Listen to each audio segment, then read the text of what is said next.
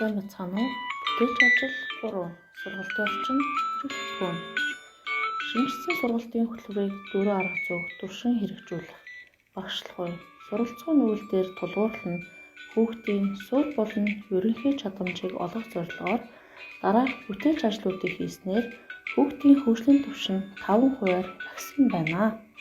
Мөн хүүхдийн мэдлэг бүтээх, хүүхэд орчноосоо суралцах, үйл бүтээх, багаар хамтран ажиллах боломжоор ханган ажилласнаар 8 бүлэг маань тоглоом суурилсан арга зүйн хүрээнд 450 ширхэг, шинжлэн судлахад суурилсан арга зүйн хүрээнд 183 ширхэг, төсөл суурилсан арга зүйн хүрээнд 264 ширхэг, зохиол суурилсан арга зүйн хүрээнд 356 ширхэг, сургалтын хэрэглэгдэхүүнийг хүүхдийн нас бие сэтгэхүйд бүлгийн хүүхдийн хөгжлийн нослог тохируулан сургалт үйл ажиллагаагаа зохион байгуулж байна. Сургалтын хөтөлбөрийг үр дүнтэй хэрэгжүүлэхэд суралцгын төвтөө сургалтыг дэмжсэн, хүүхдийн хэрэгцээ сонирхолд нийцсэн эерэг, таатай уур амьсгалыг бүрдүүлсэн. Эрүүл аюулгүй хүртээмжтэй байдлаар бүрдүүлж ажиллахад багш ажилчдын үүрэг, бүтээлч байдал их байсныг дуртахад таатай байна. Орчныг бүрдүүлэхдээ 1-р хүүхдийн бие бэлдэр, эрүүл мэнд, идэвхтэй хөдөлгөөнийг дэмжсэн. 2-р хүүхдийн эрх, ялгаатай байдлыг хүндэтгсэн эрх тэгш хамтран суралцах нөхцөлийг бүрдүүлсэн. 3-р хүүхдийн сонирхолд нийцсэн урам зориг, сэтгэл хөдлөл, танин мэдрэлийн хөгжлийг дэмжсэн байдлаараа тохижуулсан. Хүүхэд мэдлэгээ баттгах, сэргээн санах, хамтдаа хөгжих боломжийг олгож байна. Зохиол суурилсан арга зүйн хүрээнд багшийн тусах нар гарын доорх материал ашиглан хүүхдийн нас сэтгэхгүй нууцыг тохируулан ширээний театр, хормогчин театр, номын богц, харж ярих зурган карт тус хийсэн. Мөн өнхрөө шүлгэр, улаан малгай дүлгэрийг орчин бүрдүүлж 8 бүлгийн 210 хүүхдэд жүжигчсэн тоглолт хийж үзүүлсэн. Цэцэрлэгийн номын санд 8 бүлэг хуваарийн дагуулж уншлах хийдэг. Хүүхдийн хэл яриаг хөгжүүлэх ач холбогдолтой, мөн номтой нөхөрлөх, номын ач тусыг мэдэх, номыг зөв хэрэглэх, урагдсан номоо засаж сэлэх зэрэг үйлийг хийж сурсан.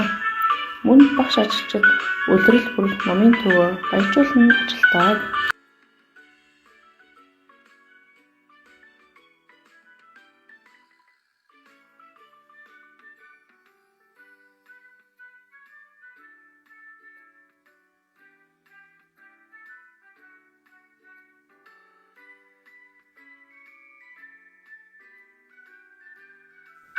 Хүүхэд энгийн хөгжлийн зэмсгээр тоглох, хэмнэлийн мэдрэмжийг сайжруулах зорилгоор дуудахаар 25 ширхэг, шигшүүр хөгжим 21 ширхэг, саваа мод 50 ширхэг авч сургалтандаа ашиглаж байна. Өрөөний тохичлтыг солонго, хүрдмийн тэмдэг тэмдэглэгээ, 8-д нот, өнгийн нот, соёл түлхүүр, эрвээхэй чимэглэл гэх мэтийн хан таазандаа тогтоож хүүхдийн сонирхлыг нийцүүлэн хэрэглэгдэхүүнийг хийж баяжуулан ажиллаж байна. Сургалтын бодит орчинд сургалт зохион байгуулах, хүүхэд гараараа барьж үйл бүтээх, мэдлэг хуримтлуулах, амьдрах ухаанд сурах зорилгоор Монгол Ардын зан үйлийн өдрөөг хамт олонны бүтээлч дэмжлэгээр тохижуулан ажилласан. 8 бүлгийн сургалт үйл ажиллагаанд давхарцсан тоогоор 377 хүүхдийг хамруулсан байна. Аюулгүй амьдрах ухааны хөтөлбөрийг хэрэгжүүлж үр дүнгийн тоглоомоор дамжуулан хүүхдэд мэдлэг, чадвар, дадлыг олгон ажиллаж байна.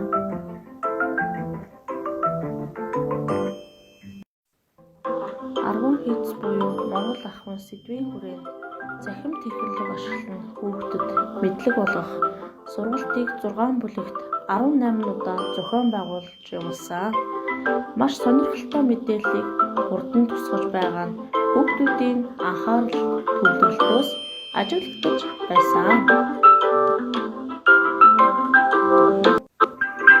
Бид гаргасан амжилт, хийсэн ажлын үр дүнгээ олон нийтэд сурчлан таниулах зорилгоор Хөгжил тэмүүлсэн 60 жил байгууллагын хүндэтгэлийн өрөөг тохижуулна. Ажил амьдралаа энэхүү цэцэрлэгт зориулсан сургуулийн өмнөх боловсролыг олгоход хоёр буй сэтгэлгээр ажилласан багш, сургууль хүмүүжүүлэгч ажилчдаараа бахархаж байна. Багшийн хөгжлийг дэмжих гол хүчин зүйл нь хөгжих таатай орчин бөгөөд таатай орчныг бүрдүүлэх хүчин зүйл нь бүтээлч хамт олно. Хамт олныг бүрдүүлэх хүчин зүйл нь хамтын үйл ажиллагаа юм. Анхаарал хандуулсанд баярлалаа. Сэтгэл байвал шийдэл олддоо.